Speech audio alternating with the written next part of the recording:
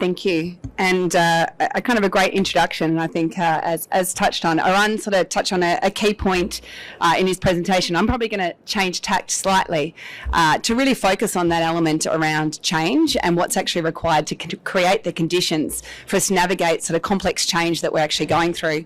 I heard a great quote the other day that everybody wants to transform, but nobody wants to change. So my presentation is going to cover a little bit of both of those sides to step through some of the learnings that we've had in Idoba through Parenti over the last little while. So what I'll step through today, that's kind of my presentation will be in 4 parts. The first part is a bit of an overview as to how and why Idoba started, to give you a bit of a background as to why I'm talking about navigating complex change. The second one is to share a bit of the learning and unlearning we've done on ourselves to create the structures and inclusive environments to tackle some of this complex change and transformation that needs to occur. Also to talk about how I believe learning can be applied to the industry as we face this ever-increasing complexity of ESG. And finally, share some examples of what's possible when you actually create these conditions for change. So a bit of a theme there that we are facing lots of changes in the sector. We've got constant reaction to social disruption. We've got, dwindling supporter communities. I think the process to get a new mine approved is no longer just about regulatory approvals. There's a lot of public pressure, and the social licence to operate is ever increasing. We are being out-competed for talent. I'm sure many of you are aware of the reports around the younger generation and their appetite to join mining. And I think while we all know the important role that mining plays in rapidly decarbonising the industry, I think the perception is still that mining is the problem, not part of the solution. And while there is lots of discussion, and this conference is all about technology, and there is a lot of technology out there, I think at times that technology investment hasn't actually paid off. I heard a great presentation the other day that was talking about the iPhone, and it took the iPhone about 10 years to go from concept into actual production, and that the typical innovation cycle is about 10 to 15 years. But actually they looked at a lot of innovation and things that have happened in mining over the years, and that cycle can actually be up to 3 times longer, with the cyclical nature of capital on, capital off, boom cycles, projects starting, projects stopping, restarting them with different people and having to relearn, that innovation cycle is actually a lot longer in mining. And I guess because of this cyclical nature, at times we do revert to doing more of the same things the same way. In the up cycle, we don't have time to try something new, and in the down cycle, we can't afford to try something new. So we kind of get a bit stuck in this cycle. And I often talk about, Einstein's definition of insanity. It's doing the same thing over and over with the same people and expecting a different result. And so I think there's also, we have the environmental pressures, which are really obvious. So it really begs the question, how can we reinvigorate this space? Oh, that's not meant to do that. So I really like this quote, that when the winds of change blow, some people build walls and some people build windmills. So I want to give a bit of background into how Idoba came about. I get a lot of questions asked about, where did Idoba come from? And just mainly so you can understand why I'm talking about this topic. So about 3 years ago, Parenti had the foresight to look at the winds of change that were blowing and the potential for disruption to their business model, which is contract mining, and looking at what was happening with automation and digital. They were facing a potential Kodak moment, you could say, into the future, and they didn't want to simply sit back and watch the disruption happen to them. So in the face of disrupt or be disrupted, they chose disrupt and looked at the opportunity that existed through the 40 plus years of world-class underground and surface mining experience and associated data, and how they could turn that into an opportunity. And from that idea, Idoba was born as a new digital service and platform offering to the market. The wonderful thing they recognised, though, was that if they just applied the same structure, culture and processes required to run a more traditional business to this new innovation side of things, it would fail.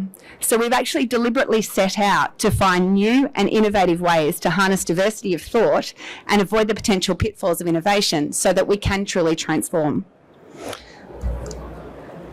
So at a high level, Idoba is the coming together of 5 local Australian companies covering technology and innovation consulting, operational improvement consulting, data science and complex mathematical modelling, mining technical capability, software simulation, and our digital platform Acumen. And we recently welcomed Sumitomo as a partner over 12 months ago. Like all good innovation strategies and good collaboration strategies, though, the idea was that we could just kind of throw these companies together and innovation would just happen by magic. And I'm sure that as I talk through this presentation, you'll see that that's probably not the case. Now, at the time of Idoba starting, we were still thinking that digital was going to be the revolution, and it was talked about this morning in some of the plenaries that, you know, I think it's fair to say that digital in mining has been a bit more of a slow-moving evolution. But ESG is the revolution, but digital is a response to that. And that is where Idoba is focusing.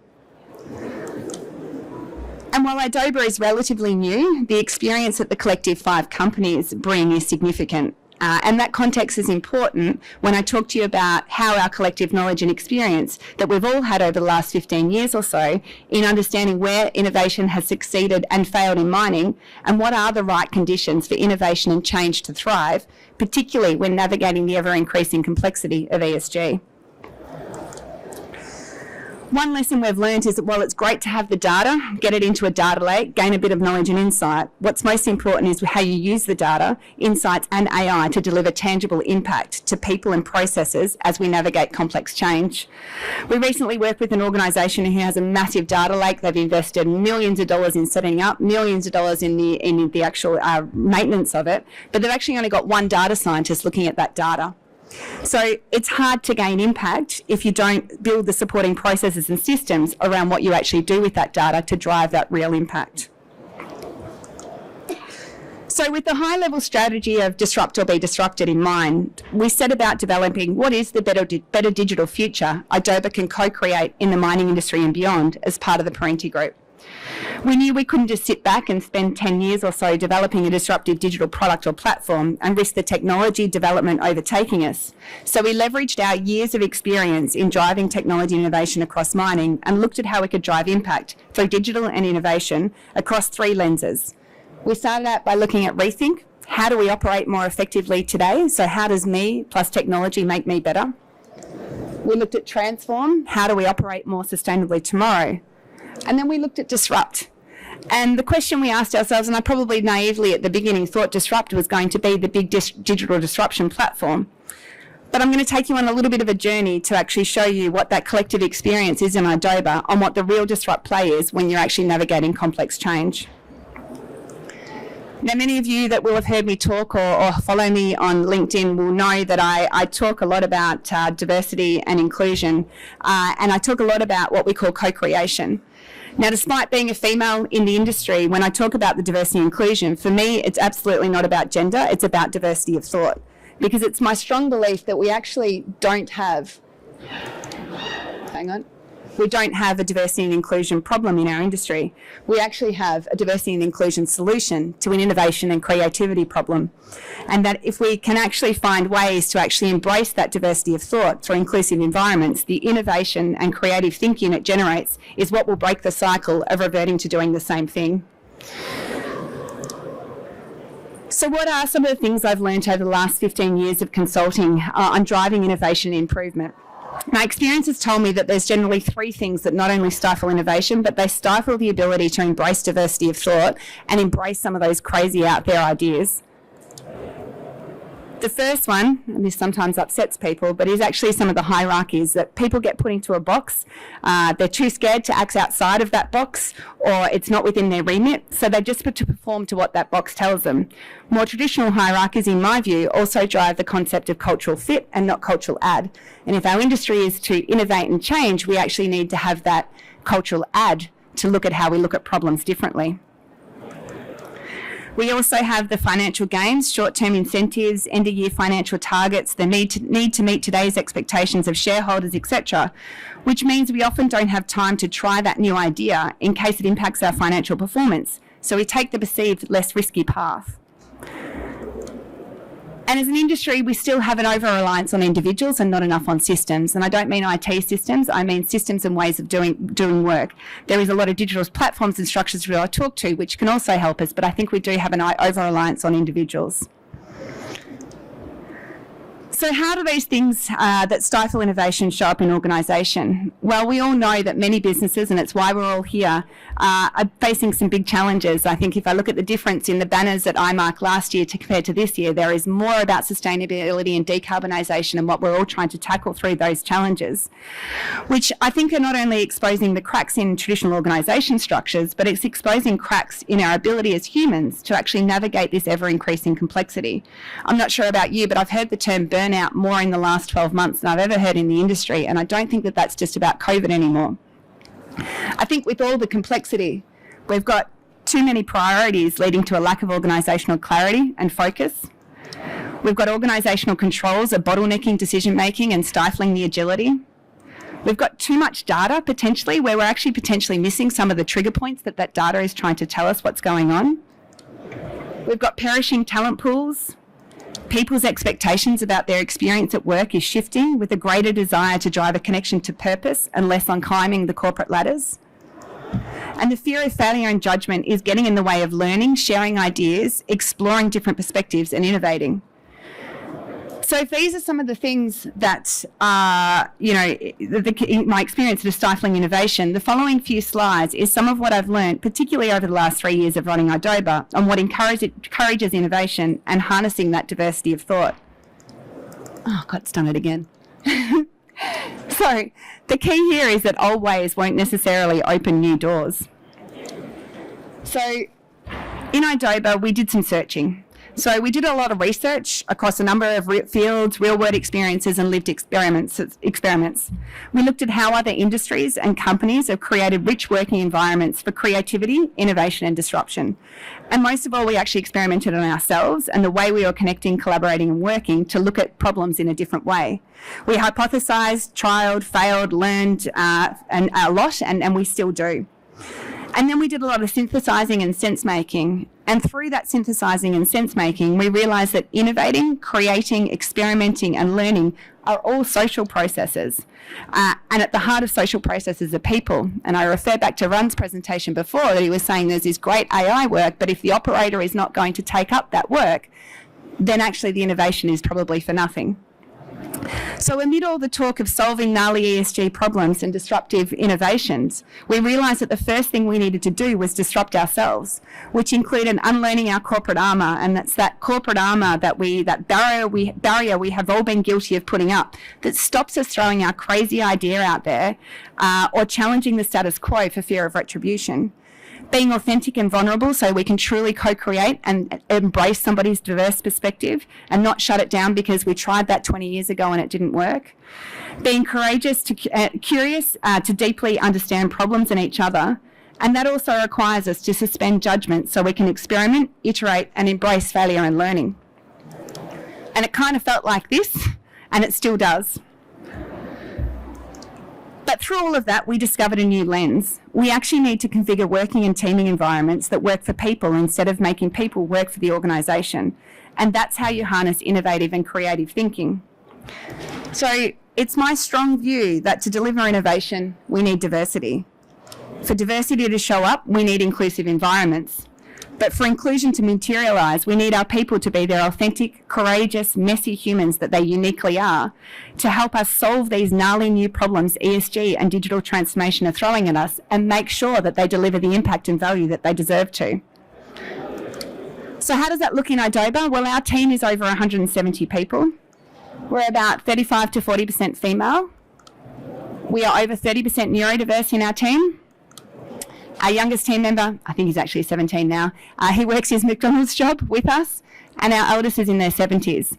And we have over 28 different nationalities represented in the team. And it is with this diversity of thinking that together we are co-creating a better future for the mining industry and beyond. So I'm sure many of you are sitting there going, well, that's sort of all soft, fluffy people stuff. I would challenge you to say, though, that I'm sure none of you turn up at work each day and say that dealing with people is the hardest part of the easiest part of your job. It's certainly not something I've ever heard from anyone. But where has all that thinking led us to in how we can actually help the industry solve the complexity of ESG and the complex transformation it presents? So we believe that traditional enterprise platforms cater for potentially an outdated operational construct, one designed to optimise for cost, volume, and quality came in about 10 to 15 years ago, particularly in the larger players. And that kind of blew people's minds a bit. So we created remote operation centres, we created integrated planning to try and manage that level of complexity. But ESG brings a more complex and interconnected operational reality. We still have cost, volume and quality, but we now have energy, emissions, water, social, in addition to cost, volume and quality. The levers of optimisation become far too great for the human mind alone to comprehend. To give you an example, if a maintenance manager wants to reduce cost over here, but it increases emissions over here, how do we manage those trade-offs? It's everything, all the decisions simply cannot go to the top of the organisation to actually manage that trade-off. Everything will actually need to be, we need all of the parts of the value chain integrated, where decisions are intelligently distributed to the right decision maker to manage the different operational contexts and trade-offs. Simply put, the human mind alone can no longer cognitively comprehend all these levers for optimisation. The future must enable companies to operate more effectively, efficiently, and deliver value and manage constant trade-offs. We must find ways to harness the individual knowledge of each operating domain. We need to be able to use AI and machine intelligence to identify insights from across the end-to-end value chain, and we need to empower teams to optimise and unlock unrealised value across the operations. And we believe that comes to life through a networked organisational structure enabled by our platform, DIMOS, our distributed, intelligent and integrated mining operating system. Sorry, just got to click there. It's doing the same thing again. It's all meant to come out together. So the DIMOS platform we are building takes some of the best of our traditional mining management operating systems and using AI and approach design for operations to help organisations model, navigate, simulate and optimise operational decisions and trade-offs to a high level of accuracy in this ever-increasing world of complexity. Why distributed? Well, making decisions on the ground while using local situational awareness delivers better and faster outcomes. Intelligent tools can synthesise data, fill in gaps and apply context. It can reduce cognitive load and enable more effective decision making. And integrated, we all know that no step in the value chain stands alone. So we believe that DIMOS enables a new network structure that supports distributed decision making and reduces friction between the organisational boundaries to deliver the complexity of tomorrow. If we look at some of the traditional structures, all the information flows vertically. We did put in centralised structures around remote operations centre, but the information was still flowing vertically. In order to meet where we need to go, we believe that information needs to be able to flow more horizontally across the organisation. And it's through that that we can move to more of a network structure where everything is interconnected through intelligence and through distributed decision making. Now, in my years of experience in driving change also tells me that we simply can't go from where we are today to a world of DIMOS and where everything is intelligently distributed, connected and integrated. And I kind of liken this journey to one of thinking about your current operations like a fixed line phone infrastructure. When the mobile phone came in, we could just make phone calls. Then we could do text messages. Then we could play Snake, for those of you old enough to remember how we do Snake. Now nobody wakes up in the morning and goes, where's my fixed line phone infrastructure? We've actually taken people on a journey. We've actually got to a point that everything can actually be done from our mobile phone, and we don't miss that old technology of what we were doing with a fixed line phone infrastructure. The analogy equally works for Africa, who skipped the fixed line phone infrastructure and just went straight to the mobile phone.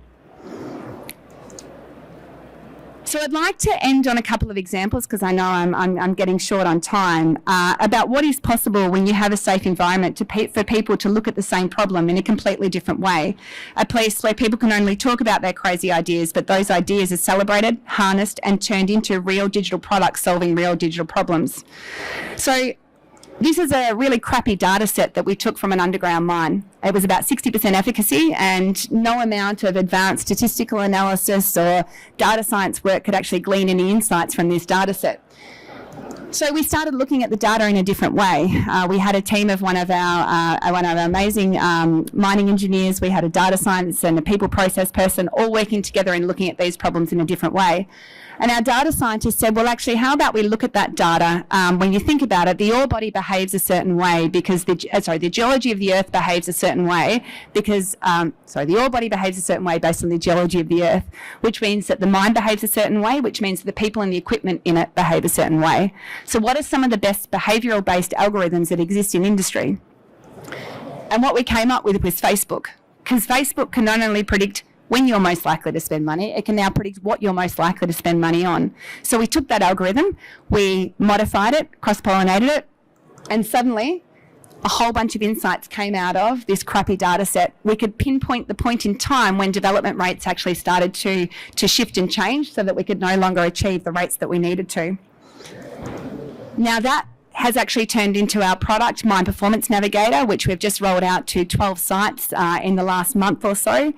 The algorithm that we used in Facebook was not scalable. We now have a deep learning neural network algorithm that can not only look at what is the performance of operations in underground mining today, leveraging that 40 years of deep underground mining technical expertise, but those algorithms can actually now forecast future performance out to 3 months within a 4 to 5% accuracy. And we've got a learning algorithm that actually sits behind it to actually help us achieve that. And that is just an example of what are some of those apps that can actually move us from where we are on the mobile phone to where we need to be in the future.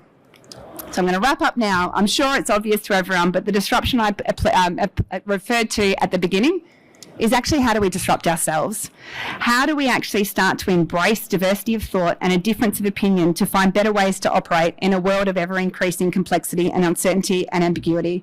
And I think that if we can do that, we can really navigate the complexity that ESG is facing us.